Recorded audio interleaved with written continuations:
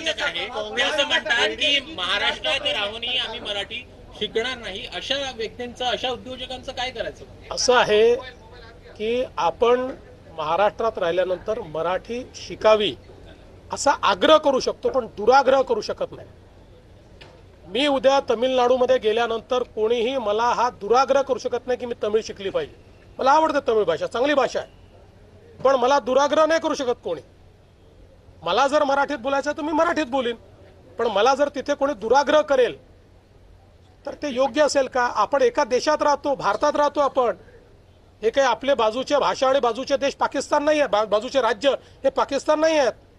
एवढी संकुचित मनोवृत्ती मराठी माणूस ठेवू शकत नाही. सर, कांग्रेस के ठाकरेंची साथ सोडल्याने गुजरात पर प्रेम है, उनको आप क्या जवाब देंगे? देखिए, मैं याद दिलाना चाहता हूँ, इससे पहले भी चिकोड़ी में जिस समय छत्रपति शिवाजी महाराज के प्रतिमा का अनावरण हो रहा था, उस समय आदरणीय शरद पवार जी ने जय महाराष्ट्र जय कर्नाटक कहा था. उसका अर्थ ये होता है क्या कि शरद पवार जी को कर्नाटक ज़्यादा प्यारा है और महाराष्ट्र प्यारा नहीं है? हम लोग जहाँ जाते हैं वहाँ के लोगों को जो अच्छा लगता है ऐसी बात हम लोग करते, सभी नेता करते. अब गुजराती समाज में जाने के बाद जय महाराष्ट्र और जय गुजरात कहा, तो मुझे लगता है कि इसमें इतना बवाल करने की आवश्यकता नहीं है. हम एक भारत के लोग हैं, हम सारे लोग भारतीय हैं. हमको पहला अभिमान महाराष्ट्र का होना चाहिए, पर इसका मतलब ये नहीं है कि दूसरे राज्यों के प्रति हमको कोई गुस्सा हो या उनके प्रति हमारा कोई तिरस्कार हो. अब पाकिस्तान के प्रति तिरस्कार समझा जा सकता है, पर बाजू के राज्यों के प्रति तिरस्कार तो नहीं हो सकता है ना.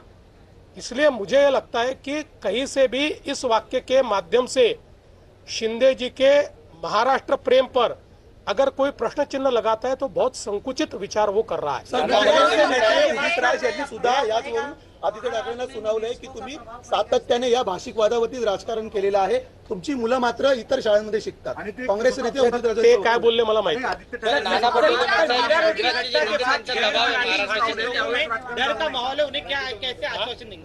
मीरा रोड की घटना के बाद कुछ लोग देखिए, मीरा रोड की घटना के तुरंत बाद एफआईआर भी दाखिल हुआ और कार्रवाई भी हुई है. इस प्रकार से कोई भाषा के आधार पर गुंडागर्दी करेंगे तो हमारी सरकार उनको छोड़ेगी नहीं, उनके ऊपर कार्रवाई करेगी. मैं वापस कह रहा हूं, स्वभाषा का अभिमान होना चाहिए, मातृभाषा का अभिमान होना चाहिए, पर उसको आगे करके अगर कोई गुंडागर्दी करेगा तो सहन नहीं किया जाएगा. नाना पटोले ज्या पद्धतीने म्हणतात गुजरातच्या नेत्यांचा दबाव आहे महाराष्ट्राच्या नेत्यांवरती, म्हणून नाना पटोलेंना दिल्लीच्या दबावाची सवय आहे, सोनियाजींच्या राहुलजींच्या दबावाची सवय आहे. त्याच्यामुळे त्यांना सगळीकडे असाच दबाव दिसतो. मी त्यांना सांगू इच्छितो, ही काँग्रेस नाही, ही भाजप आहे. कामगारांच्या संदर्भातला एक भ्रष्टाचाराचा विषय मांडला होता की त्याच्यामध्ये सातारामधले जे व्यक्ती आहे माथाडी कामगारांनी त्यांनी करोडो रुपयांची प्रॉपर्टी केलेली दिसून आले. गोरगरिबांचे पैसे त्यामध्ये मोठ्या प्रमाणामध्ये घेतले गेलेले, त्याची तक्रार सुद्धा दाखल झाली. इन्क्वायरी कशा स्वरूपात राहील, काय असेल? असं आहे की आत्ता माझ्याकडे त्याची पूर्ण माहिती नाही, पण प्रवीण दटकेंनी जे मांडलेलं आहे त्याची माहिती घेऊन निश्चित असं कोणी केलं असेल तर त्याच्यावर कारवाई केली जाईल.